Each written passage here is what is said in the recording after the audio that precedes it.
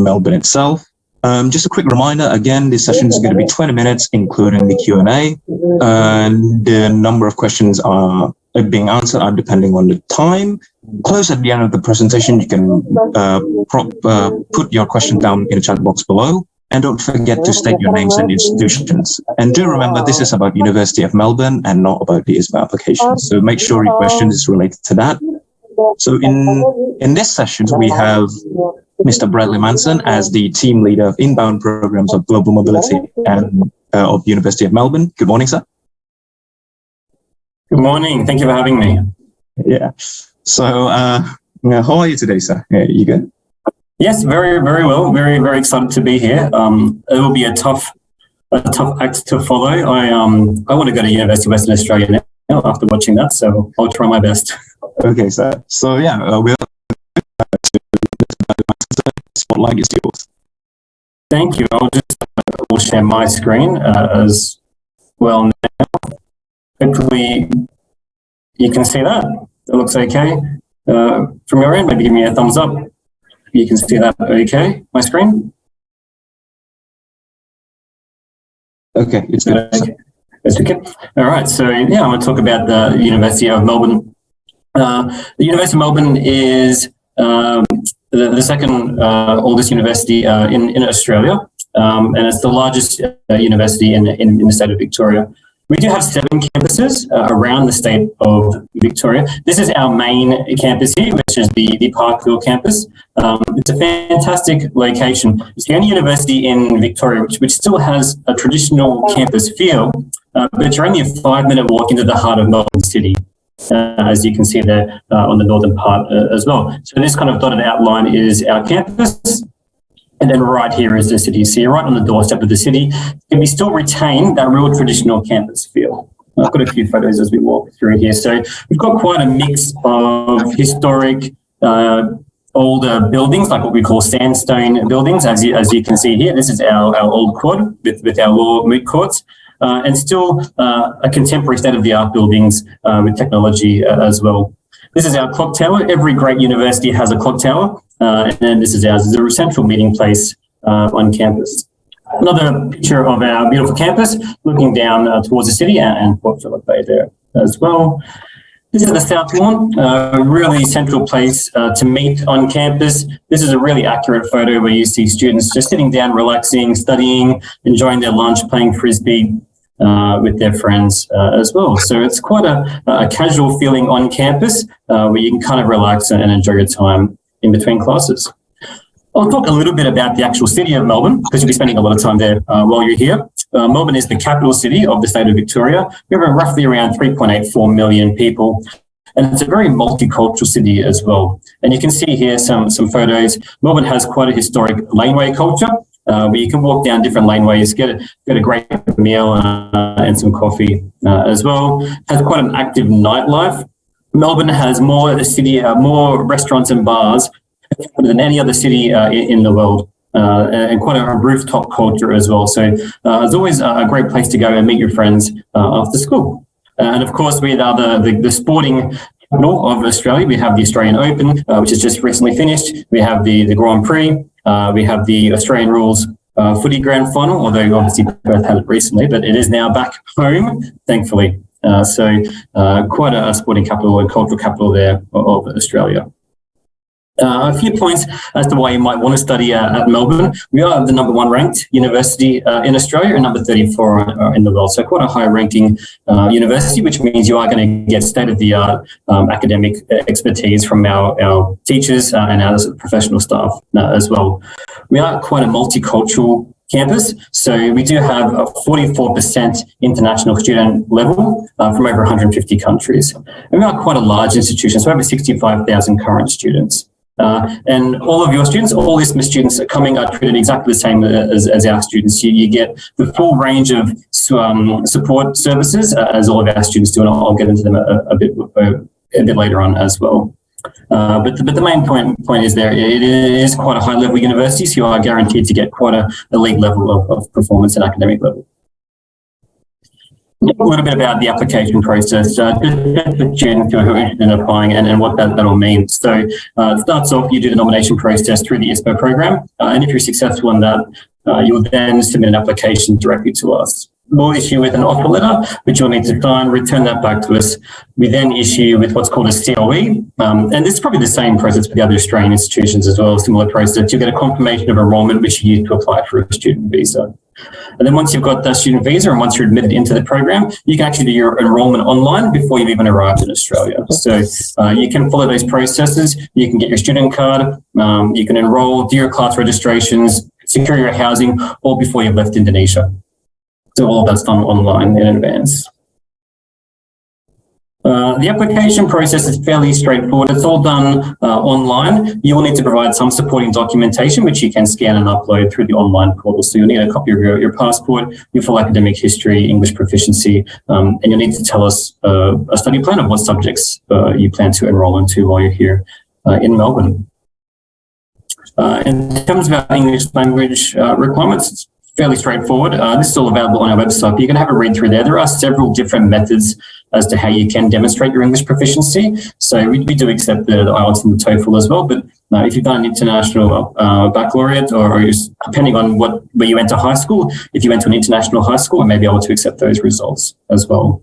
Now, I haven't got listed here the academic GPA, but it's a 3.0 within a 4-point scale as what we need. But generally speaking, the ISMA students are such a high level category of students, we don't have any issues with accepting them into the course. This is what our academic calendar will be for our semester 2. So just note here that the semester starts on the 24th of July. We did hold an orientation program before that, in the week before that, which will be from the 14th of July. So if you can get here for that orientation is fantastic. If you're not able to get here that early and you will arrive just before the 24th, that's fine. We do hold a late orientation for those students as well.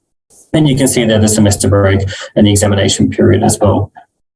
Excuse me, it is important to note that when you're studying in Melbourne, you must be here to complete all your assessment in Melbourne and in person. So at this point, if you do have an exam in that period, you won't know when it is. So just be flexible in your plans to depart Melbourne. You'll need to be here, I guess, up until the 17th at this point, until you know when your exams are scheduled.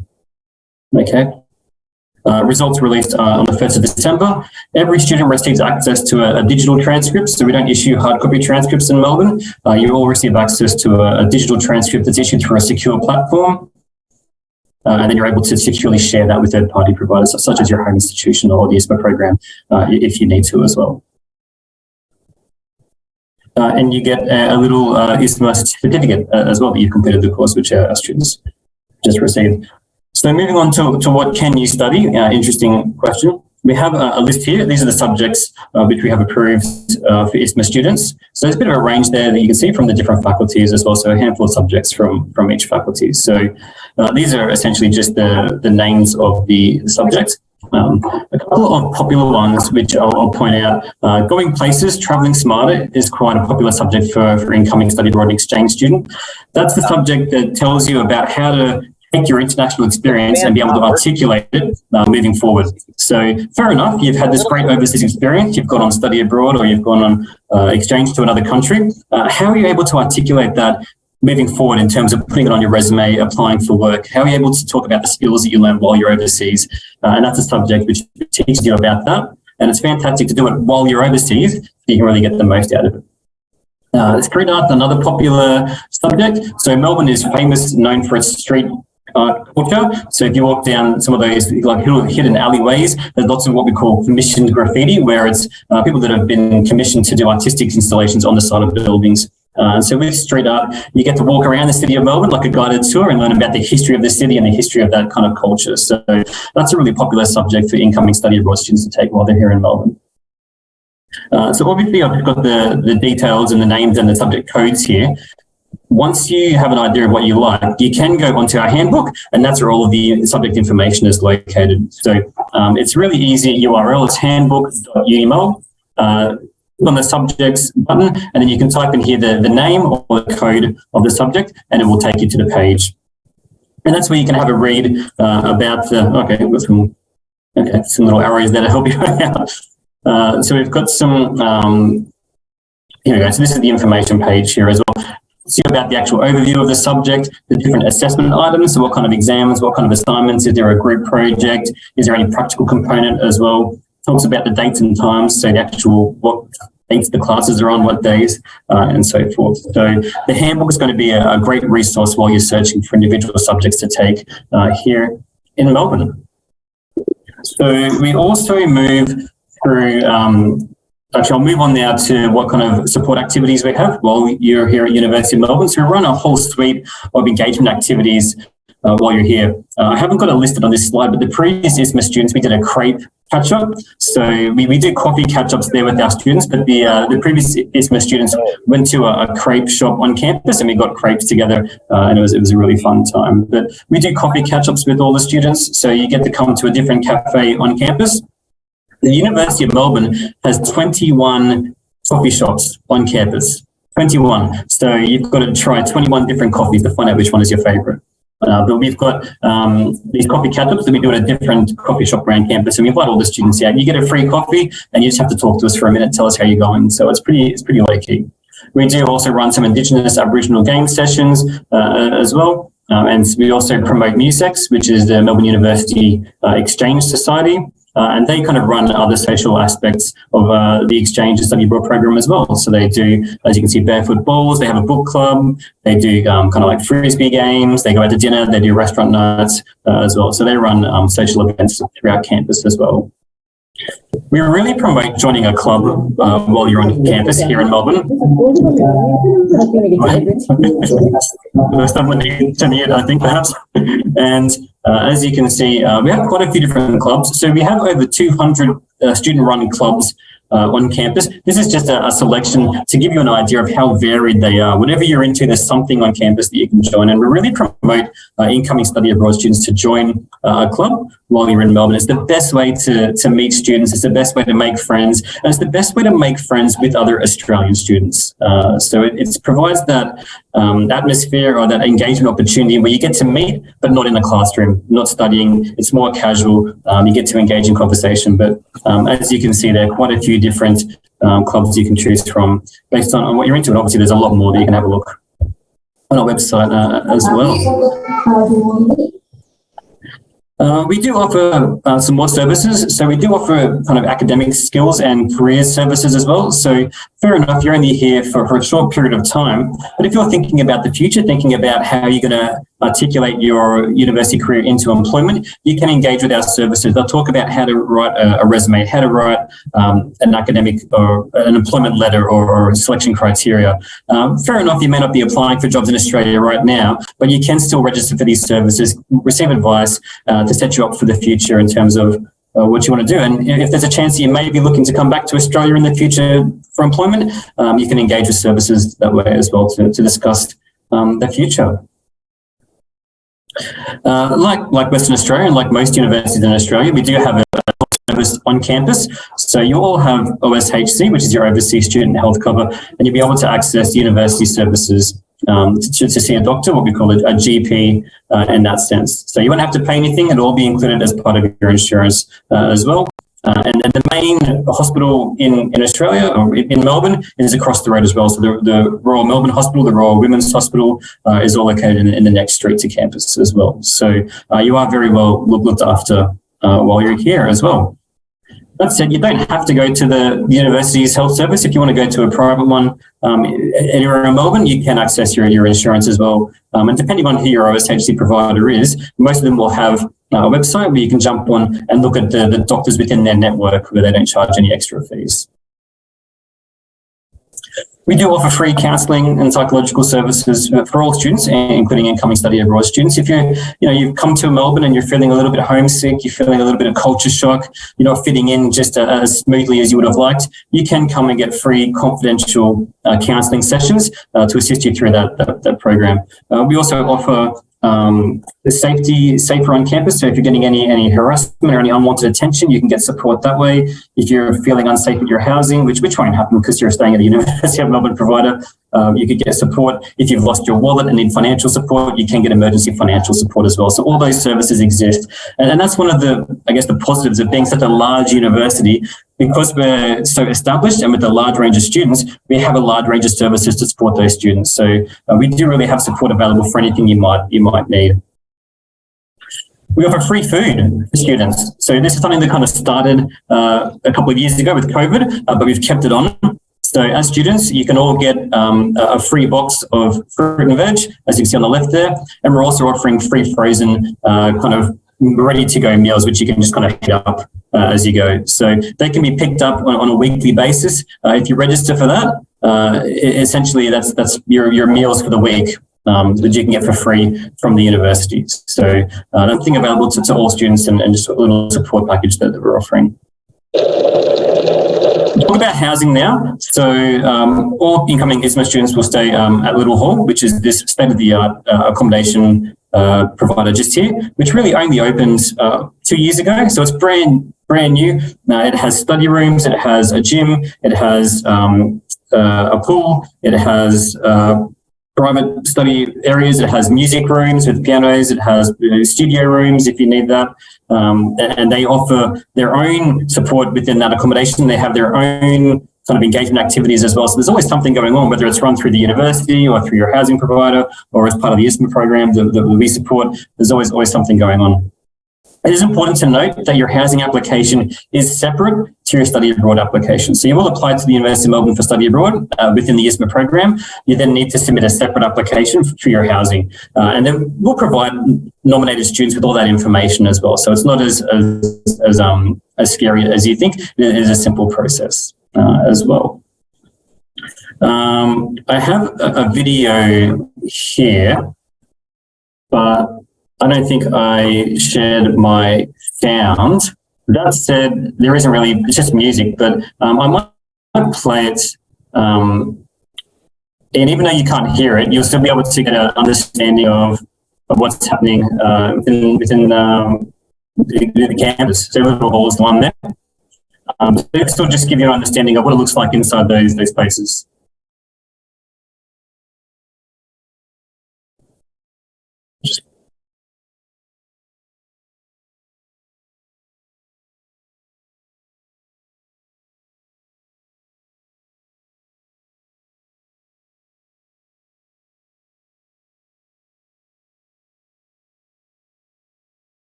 Yes, that was it. Just a pretty quick video. There's lots of other videos on YouTube as well. If you type in University of Melbourne housing into YouTube, you'll see a lot of other videos as well there. And that's simply where this one has come from as well. So I'm not sure I'm going for time. I tried to make it a little bit shorter so that there was time for questions at the end. The light in my room's just gone off. It's one of those sensor lights. So there's our contact details. So if you want to contact myself, I'm within the Global Learning team. So the Study Abroad Exchange email is how you can contact me directly. And they've got Emmy's details there as well. But yeah, more than welcome for you to email me through that email as well. If you do have any specific housing questions, you can email the student accommodation team directly as well. But yeah, that is the presentation. So I think I've left about 10 minutes or so, maybe 5 minutes, or maybe I'm potentially. But that is the presentation. Thank you so much. Thank you, Bradley, for the presentation. It was very insightful. Again, hopefully it's going to motivate the future ISMA awardees to study harder. There's one question from Fezi. Hi. The first question, is it possible that the courses that we take are going to clash on one another in terms of the class schedule? If so, is there a solution to solve it? And the second question, is it okay if the third year students take the first level courses? Thank you. Yeah, I can answer that. So subjects that we've selected have been specifically chosen that they don't have clashes. That said, the timetable for semester 2 hasn't been released yet, so there is always that small opportunity that they may have some clashes. We work with the students.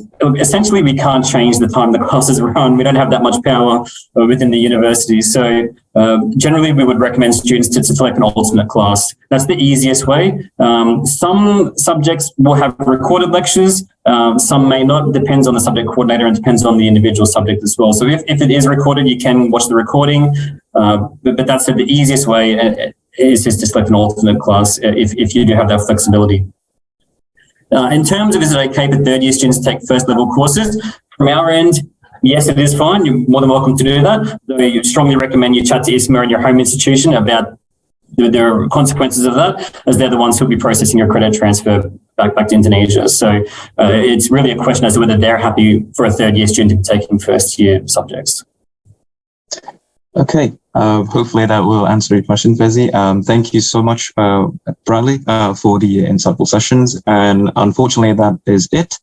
Do remember, guys, that if you want to ask further questions about University of Melbourne, there is a contact, again, provided by Bradley himself. And also in the Zoom chat, there is, for further questions related to University of Melbourne, you can contact the Indonesia team, Emmy Amalia and James Michael. You can contact them as well if you want to ask questions. And then if you want to know about the requirements, you can also see the website of ISMA. Thank you so much for Bradley, and thank you so much, guys, for the attention. Hopefully, you guys are going to be the next future awardees. And next is going to be from the ISMA Vocational Programs. This is going to be from Canberra Institute of Technology. It's going to be moderated by my friend Danny. Take it away.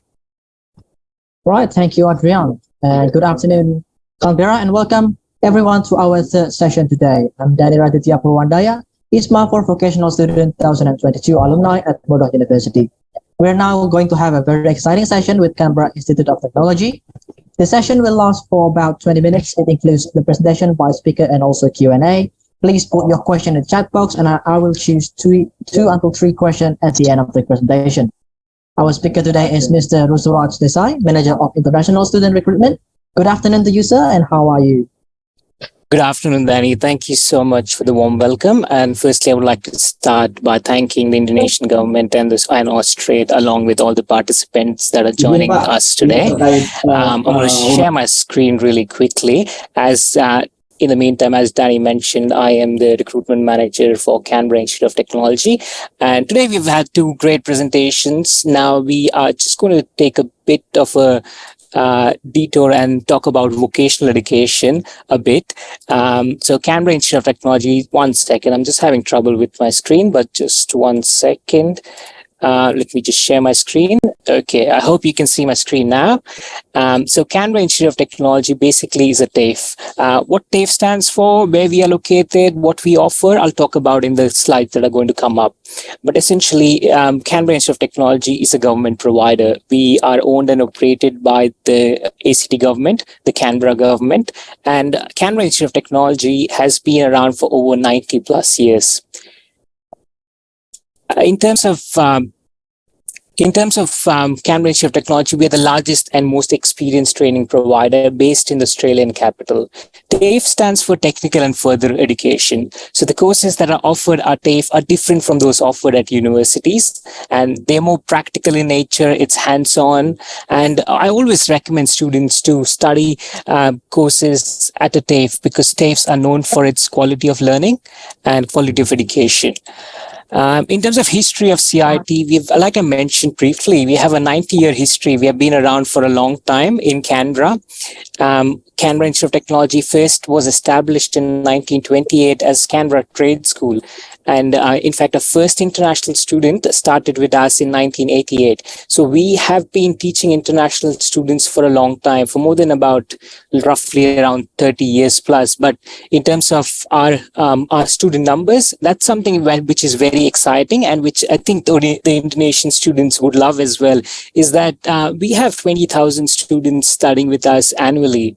And the best part, which it's very fascinating for a lot of people, is that 95% of our students are domestic Australian students.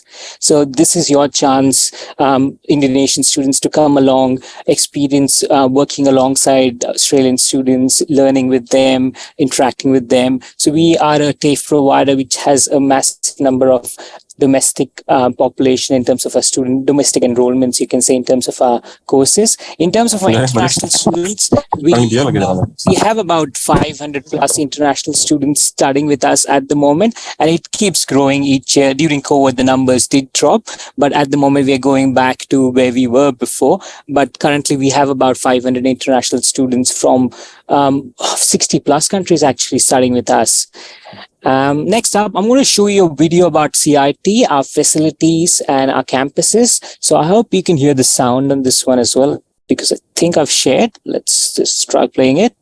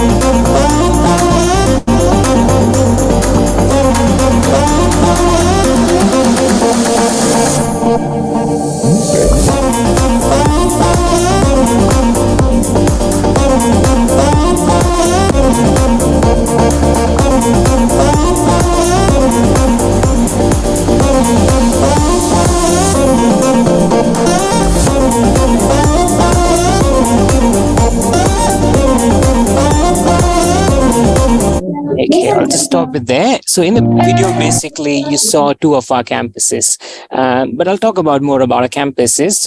One thing, so there are a couple of reasons why you should think about studying at the TAFE, and especially in Canberra at CIT. The number one, obviously, what I mentioned was because we are a government provider, we are very trusted and known for the quality of learning. Employers trust us. They recruit students directly from our campuses most of the times.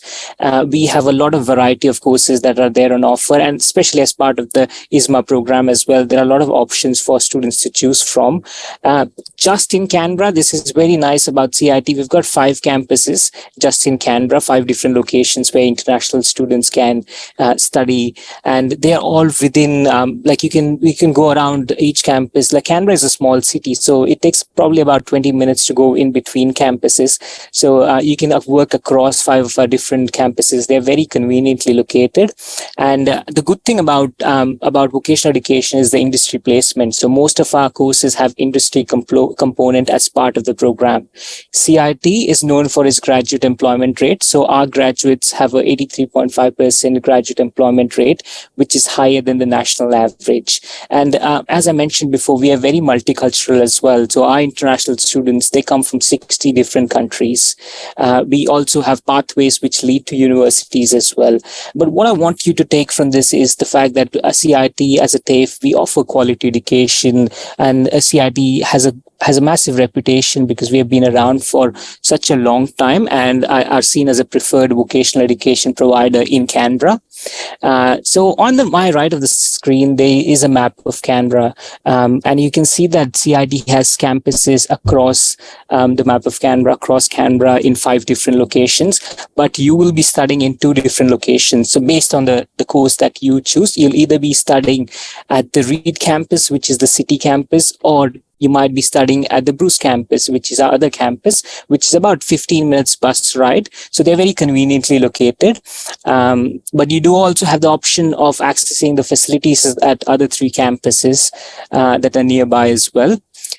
Now, if anyone has not been to Canberra, you want to know how Canberra looks like, you've not heard about Canberra before, this summarizes Canberra. So this is the city center of Canberra, and you can see that this is a Reed campus that we have, the CIT Reed, the city campus. The student accommodation, we have an off-campus option plus an on-campus option. So students have the option to choose from whether they want to stay on campus, off campus, and they are all, so on campus one is just 5 minutes away from the campus. It's on campus literally, so you can walk to your classes literally. The off-campus one, it's not too far away. So it's about, I think, 10 or 15 minutes. Oh, it's just 9 minutes walking distance. So it's not that far as well. And as you see from the image here, Canberra is a beautiful, nice city. Like, I was an international student myself, and I studied in Canberra. I've lived in Canberra for 6 years, and then now I tell more people to come to Canberra because it's such a beautiful city for international students. And Canberra is unique in its own way. So Perth would have its own advantage. Melbourne would have its own advantages. Canberra just offers something different from Perth and Melbourne. So I call Canberra the hidden gem because not a lot of people know about it, even though Canberra is the capital. But we are still educating people that there is a great option in terms of choosing amongst the cities in Australia called Canberra. I mentioned briefly accommodation options. We do have on-campus accommodation, off-campus accommodation. It's a private single room that you get, and depending on the course, either you have to be in on campus, or in the city one, you can go to the off campus accommodation. In terms of Canberra, like I mentioned, this is the Parliament House. So this, from here you can see the whole of Canberra. Basically, Canberra is called the bush capital, and I don't need to explain this. You can clearly see from the picture why it's called the bush capital. Everywhere, it's a clean, beautiful, modern city. This is the Parliament House. That's the old Parliament House. It's a very convenient city to get around, to do a lot of things. I just want to share with you a video just to give you a feel about Canberra and what are things that you can expect in Canberra, what are things that you can do in Canberra when you're here, and why I say it's such a nice city. And I've been living here for 5 or 6 years now, so it's been a long time. So I really like Canberra, and I want more people to come and enjoy Canberra as well. So let me just share this video with you really quick. This city lets you do more than just continue your education. Canberra lets you make your mark and live while you learn. It lets you create your future in a city for students in balance with nature. Whoever you are and wherever you're from, you'll find your people, your chosen few, to do the things you want to. To be more than O Week or open days, to just being open to hiking, biking, kayaking, and art and festivals that feed your mind, your ears, your eyes, your appetite. This knowledge capital offers the brightest minds and peaks to climb, fun at dusk and runs at dawn. It's a city to find yourself and define yourself, to feel a sense of belonging, an open, immense welcome here in the heart of this nation, in Canberra, more than an education. Okay, so that's a really nice video. It summarizes Canberra really well, all the things that you can do in Canberra as well. But I just want to highlight a couple of key points as to why studying Canberra, why you should think about coming to Canberra. Number one, like, Canberra is amongst the top 40 best student cities. Even in the recent ranking, we were amongst the top 40 student cities. It's a great place for international students. It's safe. You have embassies from 100 different countries in Canberra. Even the Indonesian embassy is based in Canberra. So any trouble, you can go to your own embassy, or you can come to CIT as well. We offer amazing support services as well. For example, we have an international team which consists of 2 advisors, both based on campus as well. I think someone may not be on mute. Sorry about that. So I was talking about Canberra being a safe and a beautiful city, modern city for international students. The Indonesian embassy is based in Canberra. So if you've got any troubles, you can go to your own embassy, or you can come to CIT, because we've got 2 advisors that are there on campus, and their job is only to look after international students. We also are proud to be known as the most educated city in Australia. Nearly 20,000 international students from over 100 countries choose to study here in Canberra. So more than, in terms of stats, more than 50% of the population in Canberra have got a bachelor degree or higher. So that's why Canberra is known to be the most educated city in Australia. It's the capital. It's where the government is. So it's very safe as well for international students. If you're thinking to come to Australia and it's your first time traveling overseas, you don't have any family members here or anyone, it's good to come to a place where you have a lot of support from both CIT, support from also the Indonesian government, and and come to a student city. Basically, Canberra is known to be the student city because we've got the #1 university here in Canberra. We also have, obviously Canberra Institute of Technology is also based in Canberra. And Canberra, a lot of people say there are not a lot of things that happen in Canberra, but that's actually not true. You can discover all the events that happen throughout the year. So in case you're looking to come to the second semester, which I hope you are, then there are a lot of events that happen throughout the year. For the second part of the year, you can see these key events that are going to happen July onwards. And if you want to learn about more events, you can scan this, take a picture of it, and you can scan later or go to visit Canberra, and you can see how wonderful Canberra is to live and to get around. I'm telling you, the quality of life in Canberra is good, and it'll be a good exposure for you to come for a semester to be in a comparatively small city. So compared to Sydney, Melbourne, we are a smaller city. Location wise, this is the advantage of Canberra. We are very strategically located. So if you have friends, family in Sydney, or you just want to go to visit Sydney, Sydney is just 3 hours drive away from Canberra. So you come, you have good quality education in Canberra. You can get around, you can go to the ski resorts as well. So it doesn't snow actually in Canberra, but if you go about 2 hours drive away, you have the ski resorts, which we generally don't experience in Asian countries, which we generally don't experience in Asian countries. So snow, if you love the snow, it's just 2 hours drive away. Nearest beach is 2 hours drive away as well. Sydney, just 3 hours drive away. And if you want to go to Melbourne, that's just 1 hour flight away. And personally for me, like I said, I've been living here for a long time. So on the weekends, I would just go to Sydney, come back on, say, Sunday evening or something. I often go on a day trip to the beach. It just feels refreshing to just take a day off, just go for a drive. We have wonderful wine region as well, which is just 30 minutes drive away. The best part is within Canberra, there's no traffic. So you don't spend, essentially, you can get around the entire Canberra in about 20 minutes. Canberra is called the 20-minute city, and there's barely any traffic in Canberra. I cycle to work, and it takes me literally about 15 minutes to get to work, and it's about 6 kilometers away. So it's not nearby, but it's because there's no traffic. The city is so organized.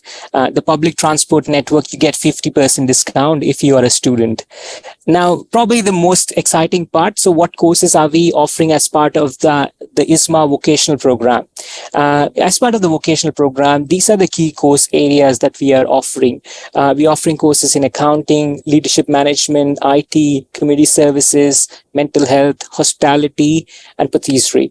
Now, we have lots of options, but because we have limited time, I'm just going to highlight a couple of key ones that are actually one of the popular pro courses at CIT. The number one that I want to highlight is the hospitality programs. So a lot of people won't know this, but Canberra has got more per capita restaurant than any other Australian city.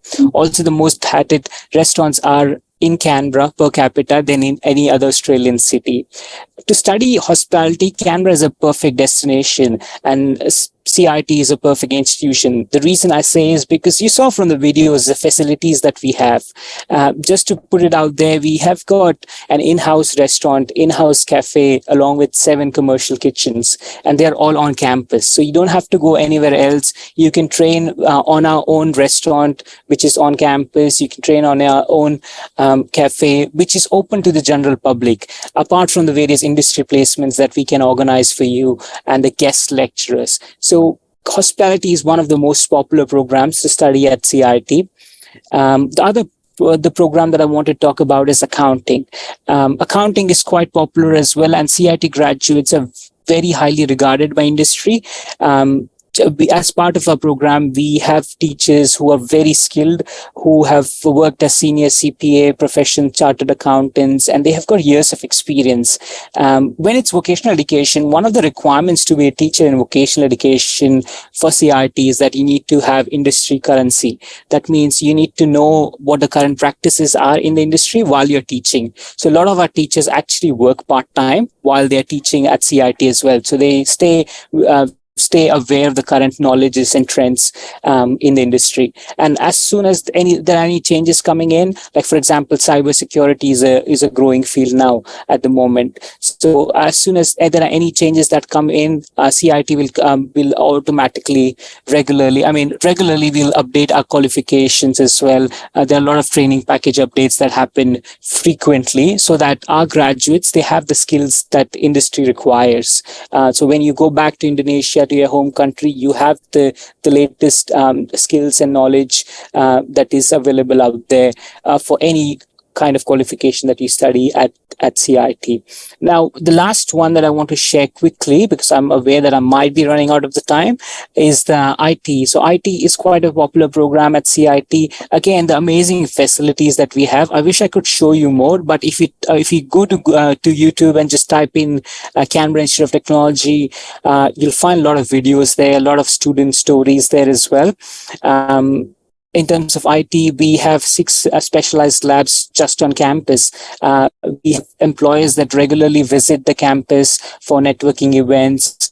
You have also the opportunity, which is to work towards industry qualifications such as Cisco, Microsoft, which is very well in demand anywhere by any employer globally as well. So that's the good thing about studying vocational education as well, that it's very practical. You have the theoretical component, but the more focus is on the practical learning, and it's competency based. It's less about the exam. It's more about you learning to do on the job or while at your placements. So that's one less thing to worry about is exams, because I don't really like exams myself. While saying that, there may be a few of them as well. But if you have any further questions, you can always contact me, or you can contact the ISMA team about the requirements for the application process to come and study at Canberra to study vocational education. But thank you so much, and I would like to pass it back to Danny. Good. All right. So thank you, Raj, for this very insightful presentation. I hope everyone is very well informed and confused for applying for CIT. Thank you. There's one question here in the chat box. Yep. Hello, Mr. Raj. How many students will be accepted for pastry study? I think that the question. Yeah. Yeah. We can accept as many students that want to apply. Very well. I think that should be answer the questions. And Yep, the more students, the better. That's lovely. So our next session will be moderated by Mohammed Robit, and it will be about the Queensland University of Technology. Robit, the time is yours. Thank you, everyone. All right. Thank you very much, Danny. Good afternoon, everyone. Thank you for still joining this